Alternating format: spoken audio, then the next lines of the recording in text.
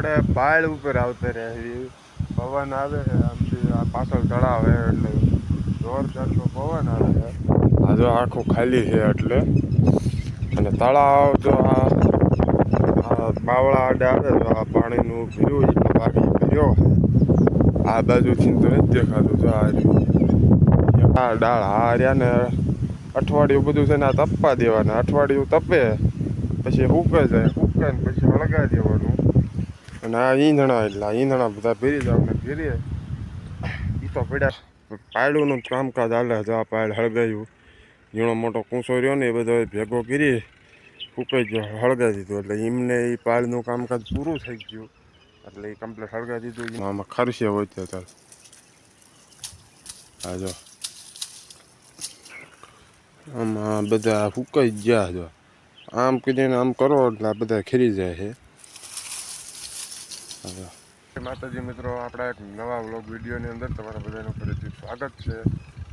અને આપણે સવારમાં આવ્યા છીએ આ તાલવાળે વાડીએ, ત્યાં આંટો મારવા આવ્યા છીએ કારણ કે પડવું હાવ ખુલ્લા થઈ ગયા છે. ગાવડા આવી જાય ક્યારેક ક્યારેક એટલે આંટો મારવા આવ્યા છે કે નહીં.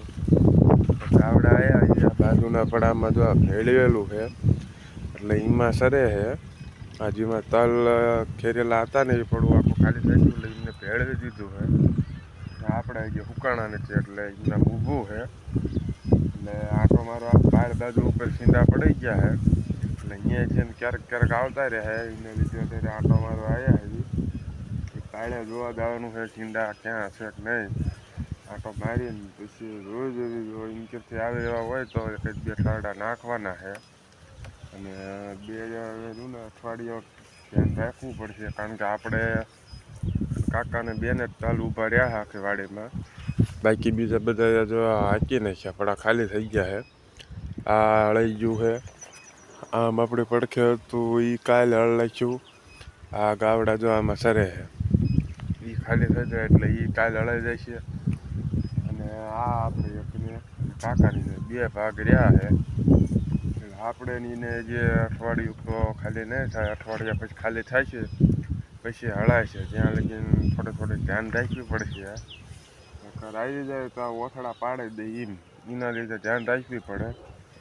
જે આ ઓથડા જો ક્યાંક લીલા છે ને એટલે ધ્યાન રાખવું જોઈશે. પાડ બાજુ ઉપર આંટો મારી આવી અહીંયા કેમ છે નહીં. આ તલનો એક છોડવો ઊભો રહી ગયો છે. ગમે એના સારમાં આવ્યો હોય પાળીએ છે એટલે એક છોડવો આખો ભરેલો રહી ગયો છે. જો આમાં જો આખામાં છે ઉપરથી મને ઘડિયા લીગીને બોડવા છે એ આખો એક રહી ગયો છે એટલે એને ઉંબળાને એક જ ઓઠડા ભેગો મૂકી દઈએ એટલે સુકાવાનો હોય તો સુકાઈ જાય. એ સુકાય છે. આ લીલા છે જો આ બધા રહ્યા ને ઉપર ઉપર હજી બધી લીલા છે એટલે હજી મૂકી દઈએ એટલે હજી સુકાઈ જશે.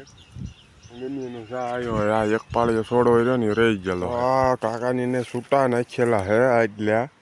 અહીંયા બે ઓથડાની તલ હતા આટલી જગ્યાના. આ હોરો ભાગ રહ્યો ને એમાં ઓથડો નથી કર્યો, છૂટા નાખી દીધા છે. આમાં તલ હતા હાવ ઝીણા ઝીણા હતા એટલે ઓથડો ઊભો થાય એવો નહોતો અને એને જો આવી રીતના નાખી દીધા છે. અને આ હાવ સુકાઈ જાય. જો આમાં ખરશે હોય તો તલ હા જો આમાં બધા ફૂકાઈ ગયા. જો આમ કીધીને આમ કરો એટલે આ બધા ખીરી જાય છે. એટલે આ ફૂકાઈ ગયા છે. એને હવે 2 દી ઊભા રહી છે. બાકી ઓથડા બધા કમ્પ્લીટ ફૂકાઈ ગયા છે. 2 થી 3 દીમાં બધા ખેરે એવા થઈ જાય છે. અને આપણે એને છે થોડાક દી વાંહે વાઢ્યા હતા એટલે થોડાક દી ઊભા રહી છે 4-5 દી પછી કમ્પ્લીટ શેર એવા થાય છે ત્યાં લગીને તો નહીં. પાયળનું કામકાજ ચાલુ કર્યું અત્યારે પાયળ કટિંગનું. આ વાડે કરતા જાય કોક ઈંધણા નીકળે ઝીણા મોટા એ બધા કાઢવાના અને બાકીના ઠાડા કંઈક વાડ્યા નાખી દે અને બાકીના હોય એ યઠા નાખીને ફૂકાઈ જાય એટલે હળગાવી દઈએ એવી રીતના કરે છે. અહીંયા જો એક મોટો ઢગલો કર્યો છે. આ રહ્યો એ બધો આખર હોરી નાખ્યા ઉકાય છે હળગાય છે. એક ઢગલો અહીંયા થયો છે, એક અહીંયા છે અને આ બાકીનું હજી એને કટિંગ કરવાનું બધું બાકી છે.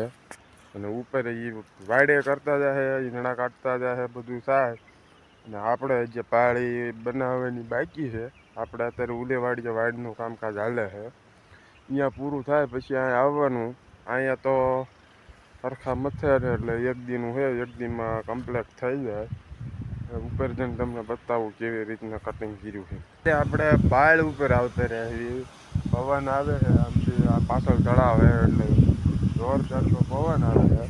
આ જો આખું ખાલી છે એટલે, અને તળાવ જો આ બાવળા આડે આવે તો આ પાણીનું ભીરું બાકી ભર્યો છે.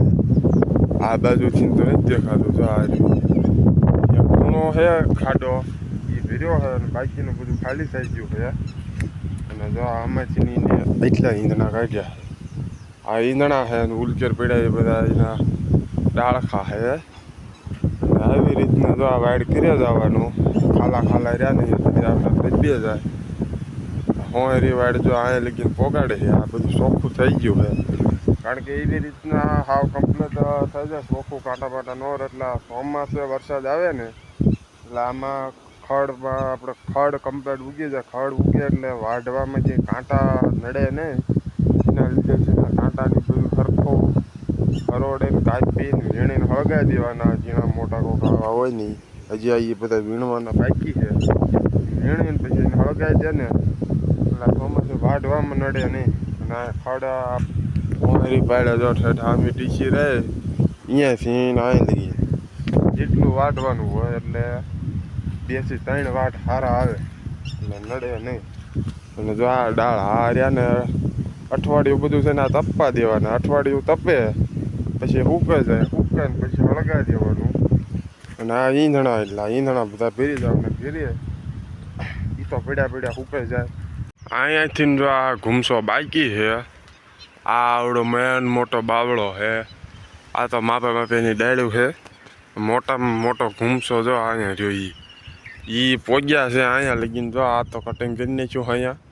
હવે આ કટિંગ કરવાનું બાકી રહ્યું છે. અને જે આવ્યા નથી ઘરે છે, ખાઈ પીને એમ કડે કરીને આવશે. એટલે આટલું કટિંગ કરે ને એટલે પાળ એમને કમ્પ્લીટ આખી કટિંગ થઈ જાય. જો આ આપણે પાળ છે ને આ આપણે 2-3 દિવસ પછી પાછા આવવાનું અહીંયા. આ જો આપણે મરચીના જે ચોમાસે મરચી વાવી હતી ને એના ભાંઠા છે, કંઈક પાખર છે, ડાળ્યું છે, બધી કમ્પ્લીટ હરોડીને ઢગલો કરીશું. અને આમ કંઈક બોરડી છે, બાવળાના ઠડા ઝીણા મોટા છે, એ બધા કાપીને ઢગલો કરવાનો છે. ઢગલો કરીને હળગાવવાનું છે. અને આમ જો પાયડુંનું કામકાજ હાલે. જો આ પાયડ હળગાવ્યું, ઝીણો મોટો કૂંસો રહ્યો ને એ બધો ભેગો કરી ફૂકાઈ ગયો, હળગાવી દીધું. એટલે એમને એ પાળનું કામકાજ પૂરું થઈ ગયું. એટલે એ કમ્પ્લીટ હળગાવી દીધું, એમને પાળ સ્વચ્છ થઈ જાય. અને આપણે જ્યાં બાકી છે તો આ મેન કંઈક બાવળા છે ને એ 2-3 દિવસ પછી આવીશું. ત્યાં તલે ખેરે એવા થઈ જાય, ગાડી કરે એવી થઈ જાય, અને આ પડવું ખાલી થઈ જાય. એટલે હકાઈએ જાય, તલે ખેરે જાય ને વાડે થઈ જાય. એક હારે બધું કામ કમ્પ્લીટ થઈ જાય પછી આમાં હાકીને કમ્પ્લીટ થઈ જાય એટલે વાવણી કરવાની બાકી રહે. બીજું બધું કામકાજ આપણું પૂરું થઈ જાય.